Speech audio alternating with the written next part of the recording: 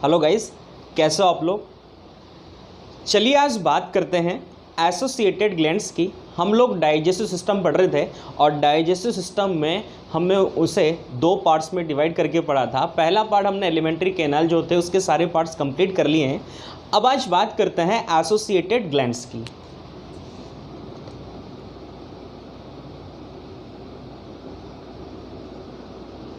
देखो, associated glands के बारे में बात करें तो ऐसी ग्लैंड्स जो फूड को डाइजेस्ट करने के लिए जो नीडेबल हार्मोन्स होते हैं, एंजाइम्स जो होते हैं, कुछ स्पेशल जूस होते हैं, डाइजेस्टिव जूस, म्यूकस या स्लाइवा का सीक्रेशन करने वाली जो ग्लैंड होती हैं उन्हें हम लोग बोलते हैं एसोसिएटेड ग्लैंड्स। ठीक है, अब इन एसोसिएटेड ग्लैंड्स के बारे में बात करें तो ह्यूमन बीइंग जो होता है उस ह्यूमन बीइंग में 5 टाइप की एसोसिएटेड ग्लैंड्स होती हैं। उसके बारे में बात कर लेते हैं। पहली ग्लैंड हम लोग पढ़ेंगे स्लाइवरी ग्लैंड, दूसरी ग्लैंड हम लोग पढ़ेंगे लिवर, तीसरी पढ़ेंगे पैनक्रियाज ग्लैंड, फोर्थ पढ़ेंगे इंटेस्टाइनल ग्लैंड और एक और पढ़ेंगे जिसे बोलते हैं गैस्ट्रिक ग्लैंड। चलिए पहले बात कर लेते हैं स्लाइवरी ग्लैंड। देखो, स्लाइवरी ग्लैंड के बारे में बात करें तो स्लाइवरी ग्लैंड जो होती है वो एक तरह की एक्सोक्राइन ग्लैंड होती है। अब एक्सोक्राइन ग्लैंड का मतलब होता क्या है? देखो, 2 टाइप की ग्लैंड्स होती हैं, endocrine and exocrine. Exocrine gland हमेशा एंजाइम का सीक्रेशन करती हैं और ये जो ग्लैंड होती हैं अपने सीक्रेटरी जो एलिमेंट्स होते हैं उन सीक्रेटरी एलिमेंट्स को ब्लड में सीक्रेट ना करके स्पेशल डक्ट होती हैं, उन डक्ट से टारगेट ऑर्गन जो होते हैं वहाँ तक रिप्लेस करती हैं। ठीक है, और जो एंडोक्राइन जो ग्लैंड होती है उस एंडोक्राइन ग्लैंड का ये वर्क होता है कि जो सीक्रेटरी एलिमेंट जो होंगे, यानी ऐसी ग्लैंड जिससे सीक्रेटरी एलिमेंट डायरेक्टली ब्लड में डिस्चार्ज हो जाते हैं, तो ब्लड में डिस्चार्ज होने की वजह से उसे एंडोक्राइन बोला जाता है। और एक्सोक्राइन जो ग्लैंड होती है वो अपने सीक्रेटरी एलिमेंट्स जो होते हैं उन्हें डायरेक्टली डक्ट जो होती हैं उनसे डिस्चार्ज करेंगी और डिस्चार्ज करके टारगेट ऑर्गन तक पहुंचा देती है। तो ये होती है एक्सोक्राइन और एंडोक्राइन। तो आपने देखा होगा जो स्लाइवरी ग्लैंड जो होती है, हमारी जो बकल कैविटी जो होती है उस बकल कैविटी में लॉकेट होती हैं। तो बकल कैविटी जो होती है उसमें जितनी भी स्लाइवरी ग्लैंड होती हैं वो डक्ट के थ्रू ही स्लाइवा को डिस्चार्ज करती हैं। ठीक है, आगे बात करते हैं। देखो, स्लाइवा जो है वो एक्सोक्राइन ग्लैंड है। उसके बाद आगे आप लोगों को ध्यान रखना है कि जो स्लाइवरी जो ग्लैंड होती है वो होती यानी प्रेजेंस कहाँ होगी, तो बकल कैविटी जो होती है उसमें ओपन होती हैं बाय डक्ट, यानी डक्ट के थ्रू बकल कैविटी में ओपन हो जाती हैं। आगे बात करें, जो स्लाइवा जो होता है, स्लाइवा का जो सीक्रेशन होता है उसे बोलते हैं सैलिवेशन प्रोसेस। ठीक है, सैलिवेशन प्रोसेस के बाद ये आप लोगों को ध्यान रखना है कि ये जो सीक्रेटरी जो जूस होता है,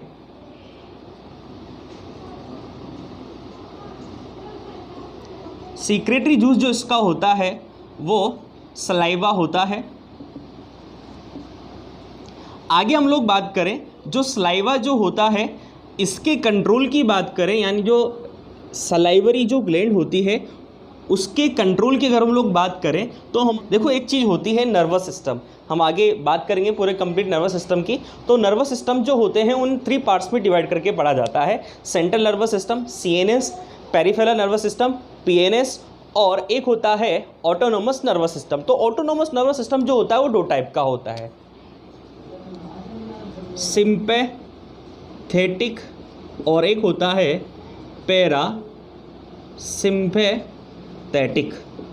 देखो सिंपैथेटिक जो होता है वो सैलिवेशन प्रोसेस को डिक्रीज करता है और पैरासिम्पैथेटिक जो होता है वो इंक्रीज करता है। इसके बारे में डिटेल से हम जब चैप्टर पढ़ेंगे नर्वस सिस्टम का वहाँ और ज़्यादा डिटेल से बात करेंगे। बस आप यहाँ इतना याद रखो कि ऑटोनोमस नर्वस सिस्टम दो टाइप का होता है, सिंपैथेटिक, पैरासिम्पैथेटिक। तो सिंपैथेटिक नर्वस सिस्टम जो होता है वो सैलिवेशन जो प्रोसेस होता है यानी लार जो निकलती है उस प्रोसेस को डिक्रीज करता है और ये इंक्रीज करता है। बहुत ज़्यादा इंपॉर्टेंट चीज़ है, काफ़ी बार पूछ लिया, ऐसा क्वेश्चन काफ़ी बार पूछा जाता है, तो आप लोग ध्यान रखें। आगे बात करते हैं जो सलाइवा जो होता है ये सलाइवा किस चीज़ों को कंटेन करता है। तो पहले तो एंजाइम के बारे में बात कर लेते हैं कि जो सलाइवा जो होता है वो दो एंजाइम को कंटेन करता है। एक तो करता है सलाइवरी अमाइलेज जिसे टाइलिन बोलते हैं, और एक होता है लाइसोजाइम। ठीक है, अब अमाइलेज या टाइलिन एंजाइम जो होता है ये कुक्ड जो स्टार्च होता है उसको डाइजेस्ट करता है और ये स्टार्च को माल्टोज में चेंज करता है। और जो लाइसोजाइम होता है ये बैक्टीरियासाइडल एंजाइम होता है, यानी ये क्या करता है जो फूड में प्रेजेंट जो बैक्टीरिया जो होते हैं उनको डिस्ट्रॉय करता है, उनको डैमेज करता है, ये इसका वर्क होता है। इसके साथ साथ और क्या क्या होता है, म्यूकस, इनऑर्गेनिक सबस्टेंस जैसे सोडियम क्लोराइड, पोटेशियम बाइकार्बोनेट। ठीक है, आगे अगर हम लोग बात करें, देखो सलाइवा जो होता है वो फूड को डाइजेस्ट करने के साथ साथ फूड को ल्यूब्रिकेट करता है जिसकी वजह से वो इजीली स्वेलो हो जाता है। फूड को निगलने में कोई परेशानी नहीं होती और वो इजीली स्वेलो हो जाता है। तो देखो एक वर्क आपको ध्यान रखना है, स्वेलो। तो इजीली स्वेलो जो प्रोसेस होती है वो सलाइवा की वजह से ही हो पाती है। आगे आप लोगों को ध्यान रखना है कि जो सलाइवरी जो ग्लैंड्स होती हैं, ह्यूमन जो बीन होता है, ह्यूमन बीन जो होता है उस ह्यूमन बीन में सलाइवरी ग्लैंड्स के नंबर्स की बात करें तो 3 पेयर्स होती हैं। यानी 3 पेयर्स होने के साथ साथ आपको एक चीज़ और ध्यान रखनी है, अगर मैमल्स की बात करें तो 4 पेयर्स होती है। यानी ये क्वेश्चन काफ़ी बार पूछा गया है, जो मैमल्स जो होते हैं, मैमल्स में तो 4 पेयर में होती है salivary gland, but human being की अगर बात करें तो ह्यूमन बीन में 3 पेयर्स होते हैं। तो आप लोग ध्यान रखें कि मैमल्स के बारे में अगर पूछा जाए तो 4 पेयर और ओनली ह्यूमन बीन के बारे में पूछा जाए तो 3 पेयर। जैसे फर्स्ट जो होती हैं पैरोटिड, सेकेंड होती हैं सब मैंडिबुलर, थर्ड होती हैं सब लिंगुअल, और जो मैमल्स में 4 पेयर यानी 4th नंबर की जो सलाइवरी ग्लैंड होती है वो होती हैं इंफ्रा ऑर्बिटल सलाइवरी ग्लैंड। ये आप लोगों को ध्यान रखना है कि मैमल्स में 4 पेयर में होती है, ह्यूमन बीन जो होता है उसमें 3 पेयर में ये होती है। चलिए बात करते हैं types of salivary gland. Types of salivary gland, तो ह्यूमन बीन के बारे में बात कर रहे हैं तो 3rd पेयर में होती है। फर्स्ट पेयर जो सलाइवरी ग्लैंड होती है उसके बारे में बात करते हैं। पहली है पैरोटिड ग्लैंड। देखो पैरोटिड ग्लैंड की बात करें तो इसकी लोकेशन की बात करते हैं। तो लोकेशन की अगर हम लोग बात करें तो below the skin anterior part जो होता है ईयर लोब का, वहाँ पर ये प्रेजेंट होती हैं, यानी just below the skin anterior on the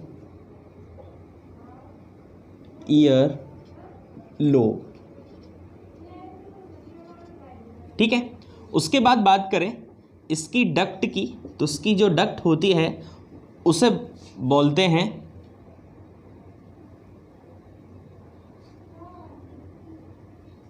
Stenson duct.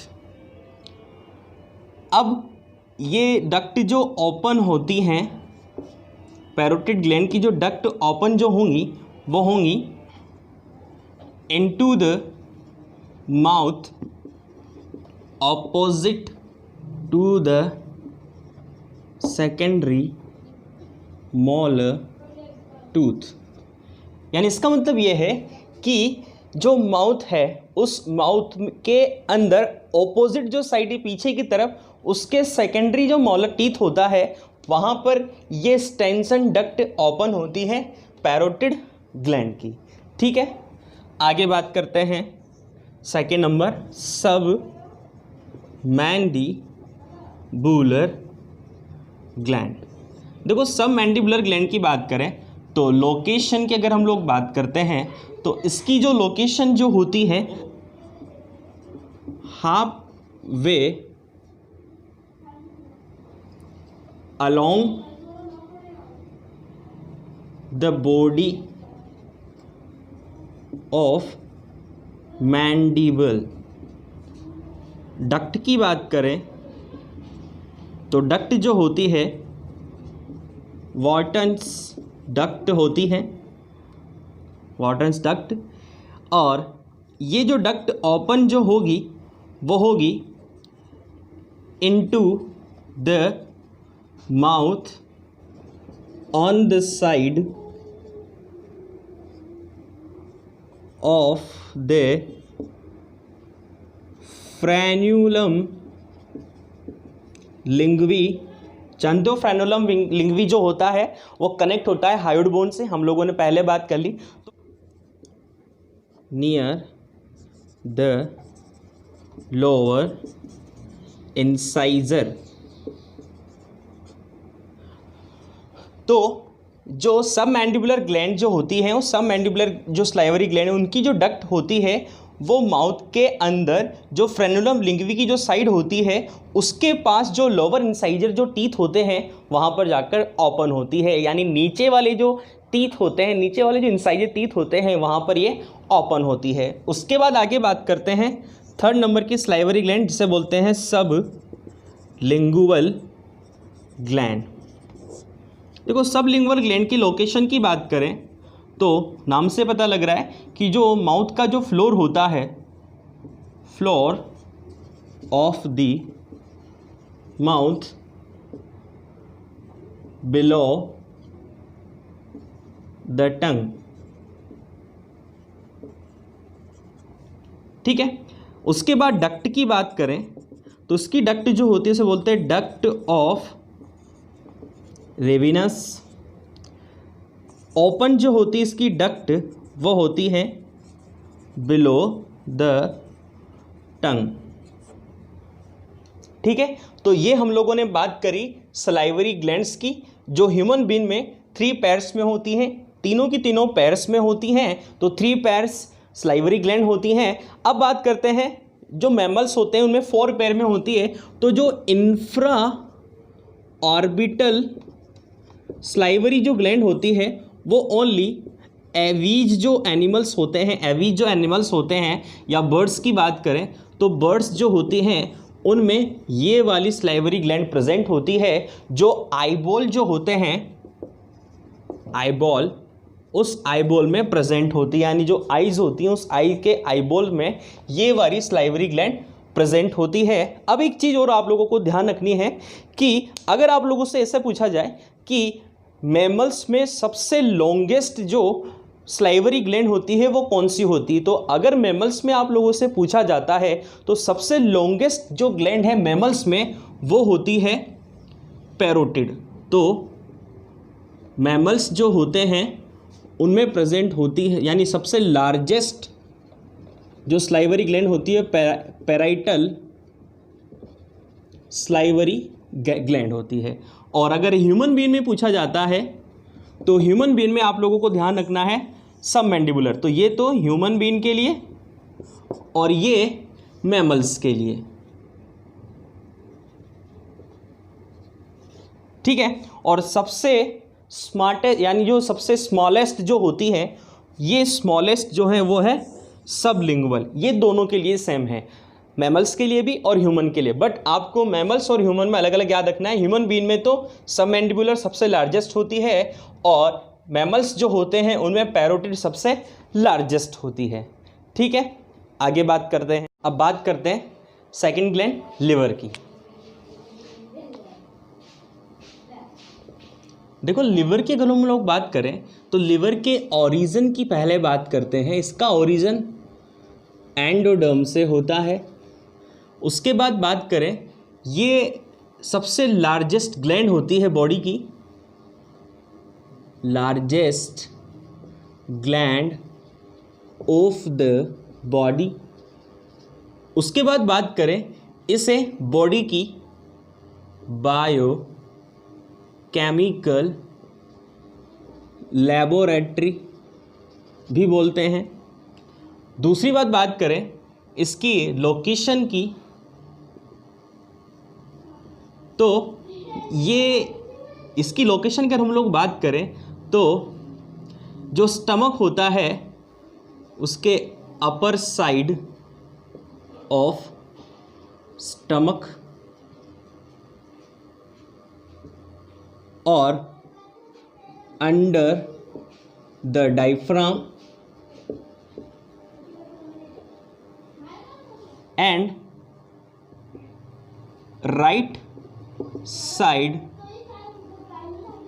In the abdominal cavity.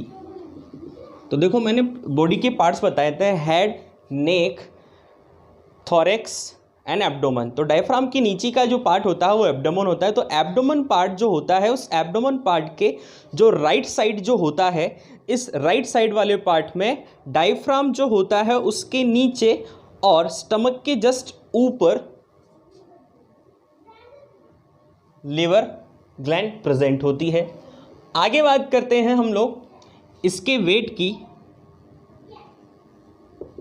तो मेल जो होता है उसमें 1.5 kg और जो फीमेल होती है उसमें होता है 1.2 kg। लेंथ की बात करें तो लेंथ होती है इसकी 15 to 22 सेंटीमीटर। सरफेस की अगर हम लोग बात करें तो external and internal surface. External surface जो होती है वो कॉन्वेक्स होती है और इंटरनल जो होती है वो कॉनकेव होती है। आगे अगर हम लोग बात करें, जो लिवर जो होता है, लिवर के कलर की अगर हम लोग बात करें तो लिवर का जो कलर होता है वो रेड या फिर चॉकलेट कलर का होता है। अगर इसके स्ट्रक्चर की हम लोग बात करें तो इसकी स्ट्रक्चर में क्या होता है, जैसे डायग्राम से देखते हैं, एक तो बड़ी लोब होती है और एक छोटी लोब होती है और दोनों आपस में टिश्यूज से अटैच होती हैं।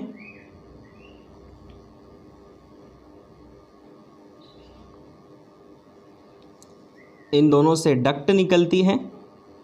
अब ये तो होती, देखो मेनली ये वाली जो लोब होती है उसे बोलते हैं राइट लोब और इसे बोलते हैं लेफ्ट लोब। तो लिवर के स्ट्रक्चर में मोस्टली 2 लोब होती है, right lobe and left lobe. Right lobe से निकलने वाली जो डक्ट होती है उसे राइट लोब डक्ट और लेफ्ट लोब से निकलने वाली को लेफ्ट, देखो राइट लोब से निकलने वाली को राइट हेपेटिक डक्ट और लेफ्ट लोब से निकलने वाली को लेफ्ट हेपेटिक डक्ट। दोनों मिलकर बनाती हैं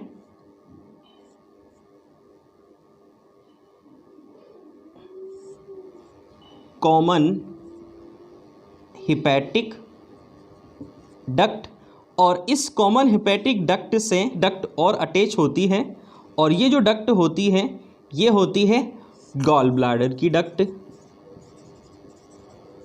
गॉल ब्लैडर जो होता है वो स्मॉल थिक वॉल वाला सेक लाइक स्ट्रक्चर होती है।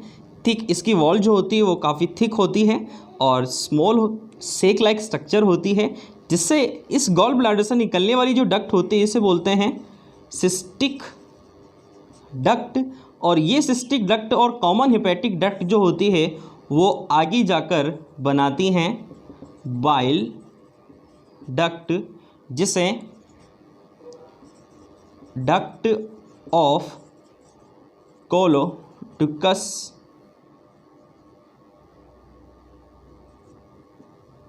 भी बोलते हैं।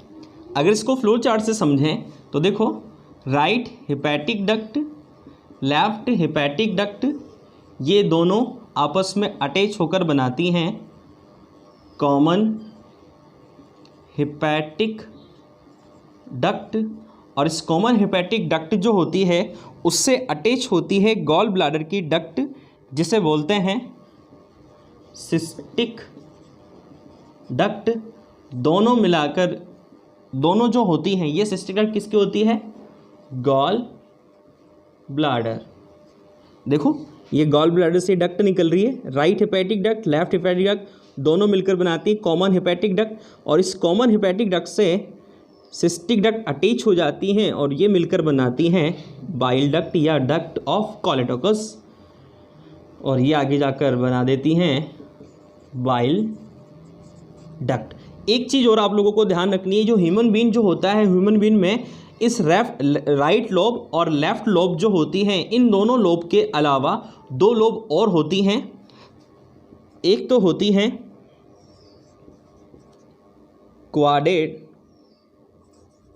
क्वाड्रेट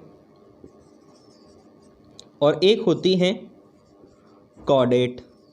तो क्वाड्रेट और कॉर्डेट दो लोब और होती हैं ह्यूमन बीन में। तो इस तरीके से चार लोब प्रेजेंट होती हैं लिवर की स्ट्रक्चर में। और लिवर जो होता है, अब इस लिवर के इंटरनल स्ट्रक्चर के बारे में बात करते हैं। देखो लिवर जो होता है ये दोनों की दोनों चारों के चारों जो लोब्स जो होती हैं वो बहुत सारे स्मॉल स्ट्रक्चर से मिलकर बनी होती हैं, जिन्हें हेपेटिक लोब्यूल्स बोला जाता है। और इस हेपेटिक लोब्यूल्स के बारे में बात करते हैं। देखो एक चीज़ और है, ये जो बाइल डक्ट जो होती है अब ये ओपन कहाँ होगी?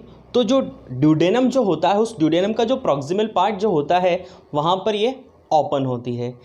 अब बात करते हैं लिवर के फंक्शंस की। देखो फंक्शंस की बात करें,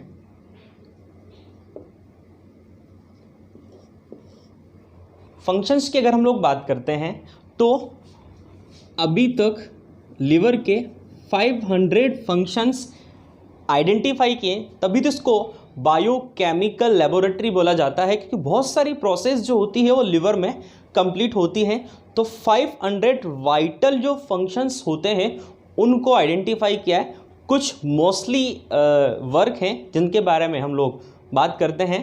पहला वर्क जो है इसका, पहला वर्क आप लोगों को सबको पता है, जो बाइल जूस होता है उस बाइल जूस का सीक्रेशन एंड मैन्युफैक्चरिंग यही करता है। यानी बाइल जूस का सीक्रेशन एंड फॉर्मेशन या मैन्युफैक्चरिंग कौन करता है? लिवर करता है। उसके बाद डिटॉक्सिफिकेशन, कुफर सेल होती है तो डिटॉक्सिफिकेशन होता है। यानी जब बॉडी में हम जैसे फूड का डाइजेशन होता है तो फूड के डाइजेशन के बाद कुछ ऐसे एलिमेंट्स होते हैं या टॉक्सिन्स जो होते हैं उनको डिटॉक्सिफाई कौन करता है? लिवर। उसके बाद ही हमारे हार्ट में ब्लड के थ्रू पहुंचाया जाता है। डीएमिनेशन, देखो डीएमिनेशन का मतलब ये है, जैसे फॉर्मेशन होता है यूरिन फॉर्मेशन होता है, तो डीएमिनेशन की वजह से ही यूरिन का फॉर्मेशन होता है। आगे हम लोग अगर बात करें तो यूरिन फॉर्मेशन, और यूरिन फॉर्मेशन के लिए एक साइकिल होता है जो आपके सिलेबस पे नहीं है, ऑर्निथिन साइकिल। और इस ऑर्निथिन साइकिल जो होती है उस साइकिल के थ्रू ही यूरिन का फॉर्मेशन होता है। इसके बाद आगे बात करते हैं, ये फॉर्मेशन करता है विटामिन ए का, और कुछ विटामिन जो होते हैं उनको स्टोर करता है। For example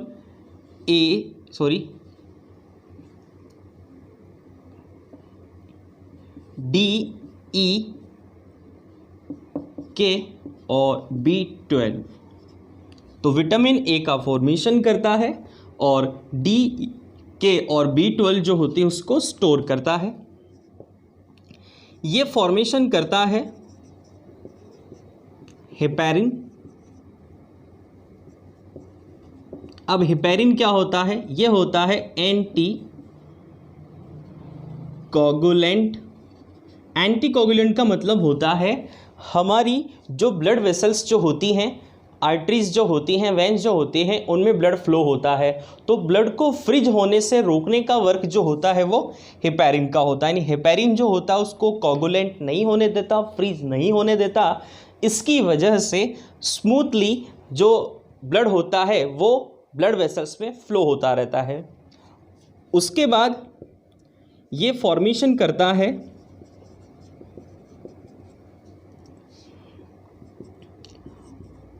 blood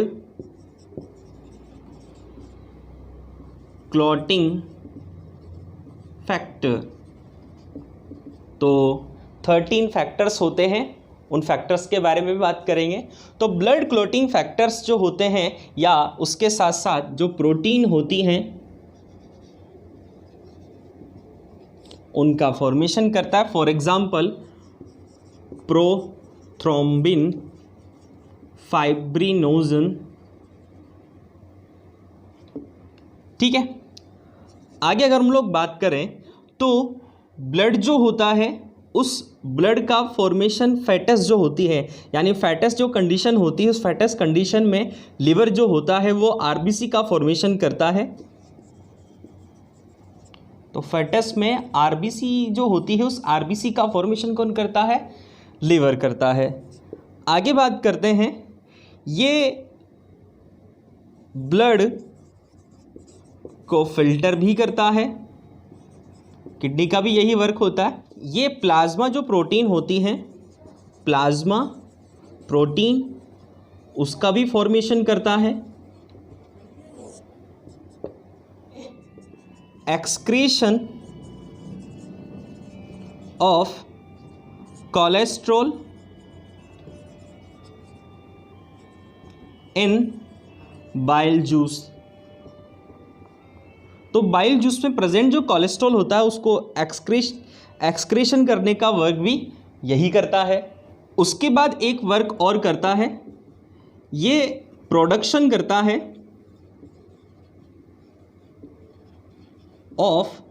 production of ketone bodies from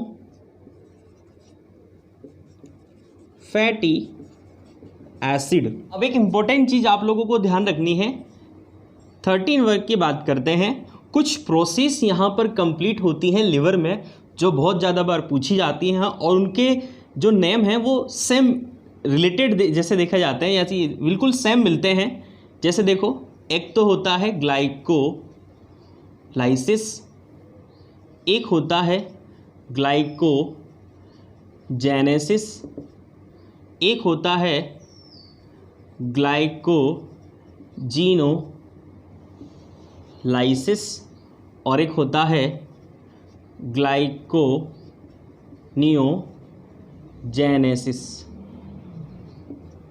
in चारों के बारे में बात करते हैं। ये चारों की चारों जो प्रोसेस होती हैं वो लिवर में अश्योर होती हैं, लिवर में कंप्लीट होती हैं।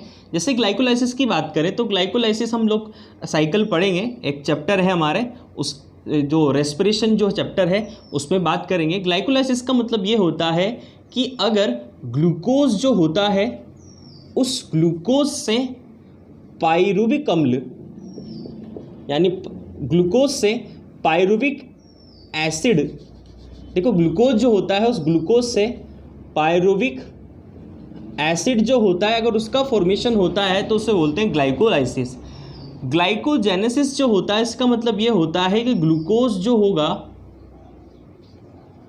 वो कन्वर्ट हो जाएगा ग्लाइकोजन में, और ग्लाइकोजेनोलाइसिस जो होता है उसमें होता क्या है, ग्लाइकोजेनेसिस जो उसका उल्टा, ग्लाइकोजन जो होता है वो ग्लाइकोजन कन्वर्ट हो जाता है ग्लूकोज में, और ग्लाइकोनियोजेनेसिस में होता क्या है, फैट या फिर जो प्रोटीन होती हैं उस फैट या प्रोटीन से अगर ग्लूकोज का फॉर्मेशन होता है तो वो होती है ग्लाइकोनियोजेनेसिस। जैसे अगर खाना नहीं खाते हैं तो बॉडी में ग्लूकोज कम हो जाता है, तो फिर क्या होता है, लीवर में स्टोर जो ग्लाइकोजन होता है वो ग्लूकोज में चेंज हो जाता है और हमें एनर्जी देता है। इसी तरीके से ग्लाइकोनियोजेनेसिस जो प्रोसेस होती है ये इसके बाद होगी, जब पूरा टोटल ग्लाइकोजन कंप्लीट खत्म हो जाएगा तो उसके बाद फैट और प्रोटीन से ग्लूकोज को प्रोड्यूस किया जाएगा। कौन करवाएगा, लिवर करवाएगा। तो ये सारी प्रोसेस थी। तो ये सारी की सारी जो प्रोसेस होती है वो कहाँ कंप्लीट होती है, लिवर में। ठीक है। तो एक इम्पोर्टेंट वर्क और है, जो फैट होता है वो फैटी एसिड से कंटेन होता है, फैटी एसिड, और ये फैटी एसिड जो होते हैं वो वाटर में अनसोल्यूबल होते हैं। तो जब वाटर में अनसोल्यूबल है तो इसको एब्जॉर्ब कैसे किया जाएगा फैट को, तो फिर क्या होता है कि ये जो फैटी एसिड होता है इनसे कौन अटैच हो जाता है, कंबाइन हो जाता है, बाइल सॉल्ट। तो ये बाइल सॉल्ट जो होते हैं वो कंटेन किसके साथ होते हैं, फैटी एसिड के साथ, और फैटी एसिड से कंटेन होके बाइल सॉल्ट कंबाइन होने के बाद फिर इसको एब्जॉर्ब कर लिया जाता है, यानी अनसोल्यूबल से ये सोल्यूबल हो जाते हैं और फिर इसे एब्जॉर्ब कर लिया जाता है।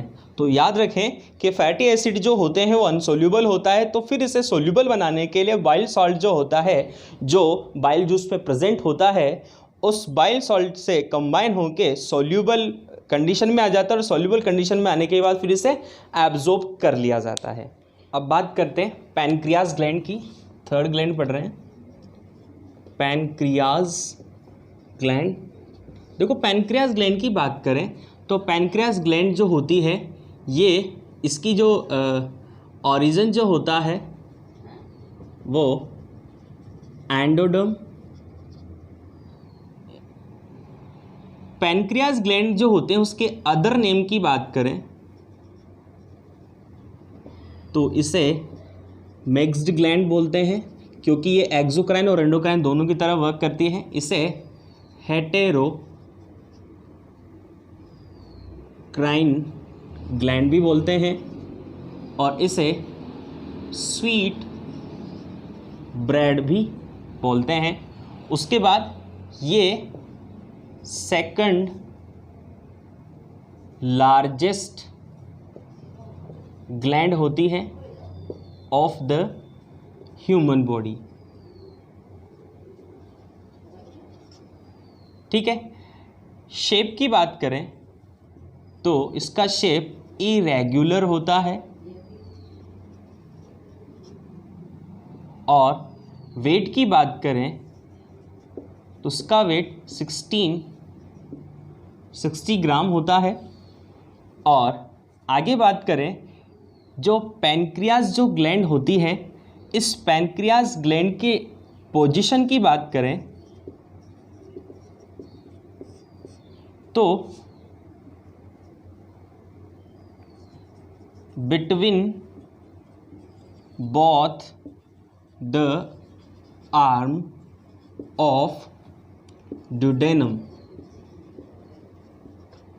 तो ड्यूडेनम की जो दोनों आर्म होती है उसके बीच में सेंटर पार्ट में होती है। जैसे फॉर एग्जांपल ये ड्यूडेनम, और ड्यूडेनम जो होता है उस ड्यूडेनम के दोनों arm, proximal and distal arm जो होती है, उन दोनों के बीच में सेंटर पार्ट जो होता है, उस सेंटर पार्ट यानी दोनों के बीच का जो सेंटर मिडिल पार्ट जो होता है वहाँ पर पैनक्रियाज ग्लैंड प्रेजेंट होती है। ये हेड पार्ट, ये नेक पार्ट, 4 पार्ट होते हैं।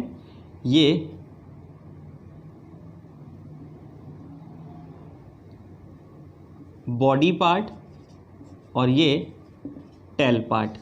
ठीक है, यहाँ पर बाइल डक्ट ओपन होती है और बाइल डक्ट का जो स्फिंक्टर होता है जिसे बोलते हैं स्फिंक्टर ऑफ बॉयडन। उसके बाद जो पैनक्रियाज जो ग्लैंड होती है उस पैनक्रियाज ग्लैंड का एंटीरियर पार्ट थोड़ा सा ब्लॉटेड हो जाता है। ये ब्लॉटेड जो पार्ट होता है उस ब्लॉटेड पार्ट को बोलते हैं एम्पुला ऑफ वेटर। और यहाँ पर जो एम्पुला ऑफ वेटर जो होता है उसके आगे एक स्फिंक्टर होता है जिसे बोलते हैं स्फिंक्टर ऑफ ऑडी। ठीक है, एक डक्ट और होती है जिसे बोलते हैं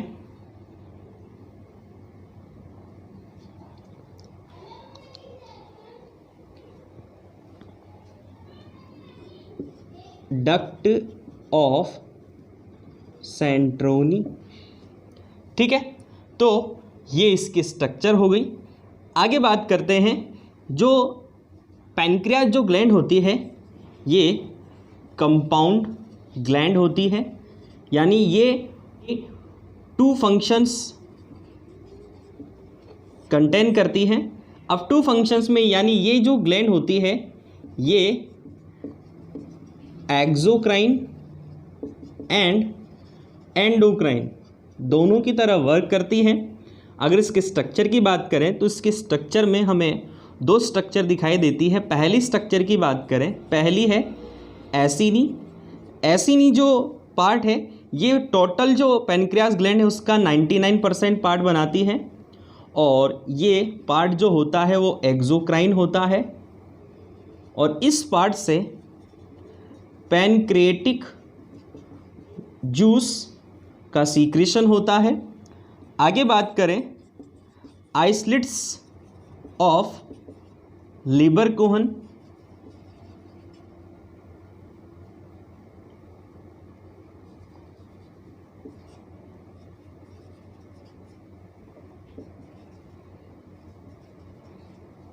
अब आइसलेट्स ऑफ लीबरकुहन जो होती है ये 1% पार्ट बनाती है, एंडोक्राइन पार्ट होता है। और एसिनी के जो सम पैलेसेस जो होते हैं उसमें प्रेजेंट होती है, यानी 99% पार्ट तो एसिनी का है। तो एसिनी के छोटे छोटे जो स्पीसीज जो होते हैं वहाँ पर आइसलेट्स ऑफ लीबरकुहन प्रेजेंट होती है, एंडोक्राइन पार्ट होता है और 1% पार्ट बनाता है पैनक्रियाज ग्लैंड का। और इस आइसलेट्स ऑफ लीबरकुहन जो होती है उसमें 3 टाइप की सेल्स प्रेजेंट होती हैं। पहली सेल की अगर हम लोग बात करें तो अल्फा सेल, जिसे ए सेल भी बोलते हैं, ये जो सेल होती है इस सेल से ग्लूकेगोन जो हार्मोन होता है उसका सीक्रेशन होता है। एक चीज़ ध्यान रखें, आइसलेट्स ऑफ लीबरकुहन जो होती है वो एंडोक्राइन पार्ट होता है, इसका मतलब ये हार्मोन का सीक्रेशन करता है। और एक्सोक्राइन जो पार्ट होता है वो एंजाइम का सीक्रेशन करती है। ठीक है, तो एसिनी पार्ट से पैनक्रेटिक जूस का मतलब एंजाइम का सीक्रेशन होता है और आइसलेट्स ऑफ लीबरकुहन से एंडोक्राइन पार्ट इस वजह से हार्मोन का सीक्रेशन होता है। तो अल्फा सेल से पहला हार्मोन ग्लूकेगोन का सीक्रेशन होता है। दूसरी सेल होती है बीटा सेल, जिसे बी सेल भी बोलते हैं, और इससे इंसुलिन का सीक्रेशन होता है। थर्ड सेल हमारे पास होती है गामा सेल, जिसे डेल सेल भी बोलते हैं, और इससे 3 हार्मोन का सीक्रेशन होता है, सेरोटोनिन, सोमेटोस्टेनिन और गैस्ट्रीन। अब बात करते हैं फोर्थ ग्लैंड की, गैस्ट्रिक ग्लैंड। देखो, गैस्ट्रिक ग्लैंड की बात करें तो ये लोकेटेड होती है स्टमक, यानी स्टमक में प्रेजेंट होती हैं। अगर टाइप्स की बात करें तो जितने टाइप का स्टमक होता है उतने टाइप की ये वाली ग्लैंड होती हैं, जैसे कार्डियक, फंडिक और pyloric. Gastric gland, gastric gland, gastric gland. उसके बाद बात करें सीक्रेशन, तो सीक्रेशन किसका करती है? गैस्ट्रिक जूस, या इसे एपेटाइट जूस भी बोलते हैं। एपेटाइट का मतलब होता है हंगर जूस, यानी इसकी वजह से पेट में चूहे दौड़ने जैसी कंडीशन आती है। गैस्ट्रिक ग्लैंड जो होता है, अब ये गैस्ट्रिक ग्लैंड जो होती है उस पर कुछ सेल्स प्रेजेंट्स होती हैं। सबसे पहली सेल्स है म्यूकस सेल, जिसे पेप्टिक सेल भी बोलते हैं। म्यूकस सेल जो होती है वो म्यूकस का सीक्रेशन करती है। सेकंड सेल जो है वो है जाइमोजन, या फिर इसे चीफ सेल भी बोलते हैं, या फिर इसे पेप्टिक सेल भी बोलते हैं। अब ये जो सेल होती हैं, ये सेल प्रोरेनिन,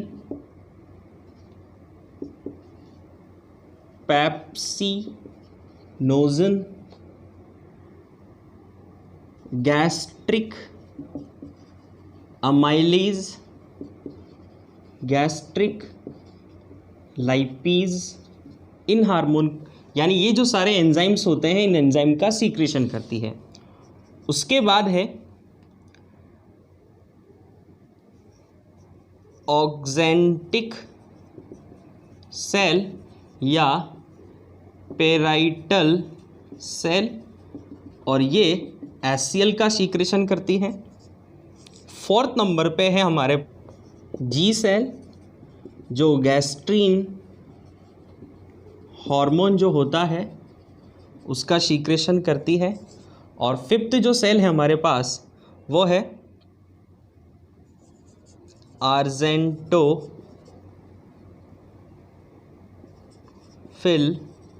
सेल, जो सीक्रेशन करती है सेरोटोनिन और सोमेटोस्टेनिन हार्मोन का।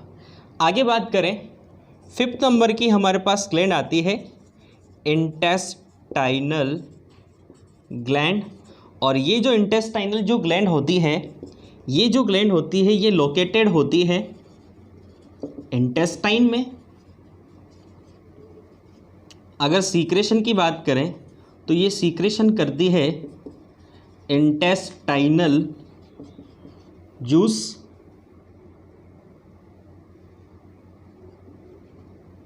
या फिर इसे सक्कस एंटेरिकस भी बोलते हैं। यानी सक्कस एंटेरिकस जो होता है वो इंटेस्टाइनल जूस को ही बोला जाता है। और ये इंटेस्टाइनल जो ग्लैंड होती हैं वो टू फॉर्म में प्रेजेंट होती हैं। एक तो होती हैं ब्रूनर ग्लैंड, और एक होती हैं पेनेथ सेल। ठीक है।